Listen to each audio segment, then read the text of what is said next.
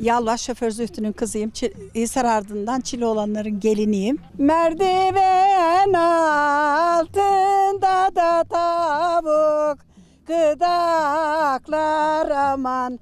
Hani ya da hani ya adadığın adaklar. Hani ya da hani ya adadığın adaklar. Bu üstümdeki de Gemen'in kıyafeti. 24 Oğuz boyunun köylere verilmiş isimleriyle birlikte kıyafetleri de var. Böyle Yalvaç pazarına çıktığımız zaman Gemenli geliyor, Yüklülü geliyor, Celepdeşli geliyor, Sücüllülü geliyor diye yöremizin kadın kıyafetleriyle tanıtımı var. Bu önlük, bu 100 senelik nenemizin bu. Hem bahçede bir şey toplamak için, hem çocuğu sırta sarmak için. Bu golan hem çocuğu sırta sarmak için, hem ağaçtan ağaca salıncak yapmak için, hem de berdeki önlüğü tutmak için. Buna bağırlık deniyor. Gemen'de burayla bura aynı oluyor. Bir de şalvarın rengi aynı oluyor ama asıl özelliğini belirten bu sarı yazma şu. Bu sarı yazma. Bu sarı yazmayı gördüler miydi Gemenlimin derler. Yalvaç'ta kaynanalarımız mutlaka festsiz bizi dışarı çıkarmaz. İğde çekirdeklerinden, boncuklardan süslülerle tarlaya başa gidilir. Bunlar da gene özel günlerde. Bu kollukla bu elbiselerin kolları eskimesin diye. Bu kolları eskimesin, kirlenmesin diye eve girince çıkarılır. Bağa bahçeye ev işi bulaşık yıkarken takılır.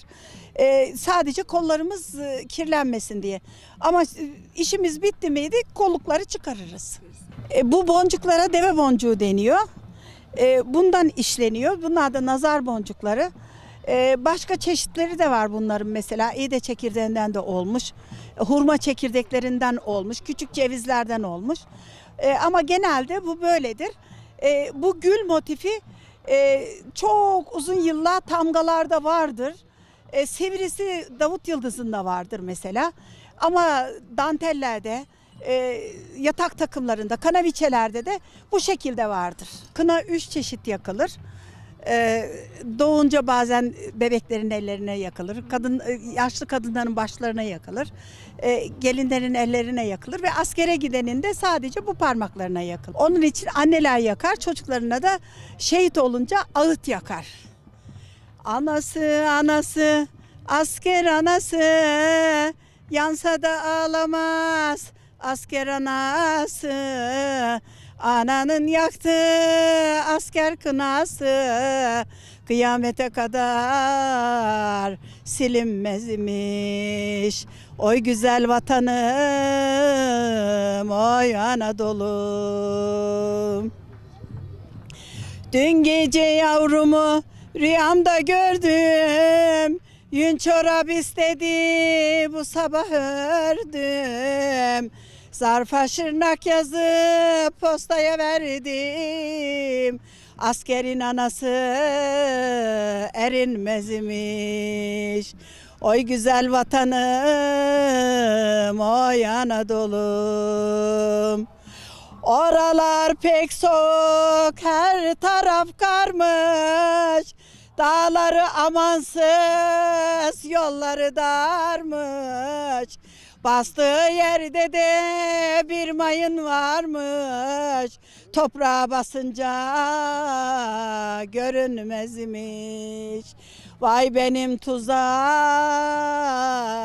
düşen yiğidim. Al kanları beyaz, kara dökülmüş. Kolu kopmuş yavrumun, toprak sökülmüş. Duydum ki yiğidim ölürken gülmüş. Halbuki ölürken gülünmezmiş. Oy güzel vatanım, oy Anadolu'm. Taputa yazmışlar Hasan Yılmaz böyle bir acıya yürek dayanmaz. Şehidim babası yanar ağlamaz. Yolunuzu beklerdi yavrum, gelinler kızlar. Herkes tezkeresin, almış sevinmiş. Zengin bedel verip evde sevinmiş. Kimi de yalandan çürüğüm demiş. Bu zelil duruma nasıl gelindi? Hüzün camilere mahya edildi. Şimdi kızı bizde eskiden kızı istediğimizde verdiğimiz zaman süte şeker karıştırılır, şerbet içmesi denir. O söz. Püsküdün arasına lokum konur, şerbetle verilir. O söz. Bir de kına gecesi vardır. Eskiden 3 gün olurdu. Şimdi tek gün olur. Ama kızı ağlatmak için vardır işte, ağıt gibidir ama ona gelin oşaması der. Tef çalarak, gelin oşamasını tef çalarak bilen birisi öncü olur ve bütün herkes katılır ona. Odunalı, odunalı, güveyine dadınalı. Baba bostanın bitti mi? Baba bostanın bitti mi? Dalleri köken attı mı? Yakan yeri ne yattı mı? Yakan yeri ne yattı mı? O da gelin oluyor. Yarın ağlar giyiyor. Anahama vardın mı? Anahama vardın mı? Yundum da gördün mü? Yundum da gördün mü? Ana kıymatım bildin mi? Ana kıymatım bildin mi? O da gelin oluyor. Yarın ağlar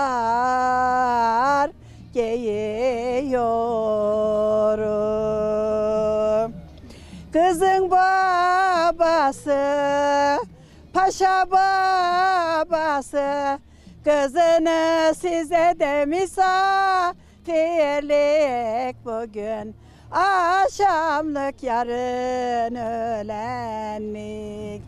Kızın anası, hanım anası, kızını size de misafirdir bugün. Akşamlık yarın öğlenlik. Evlerinin önü asmadır yavrum, asmanın dalına sen basma yavrum. Vardığın yerlerde el kapısıdır. Ne derlerse desinler, sen küsme yavrum. İyi geçin evi yavrum.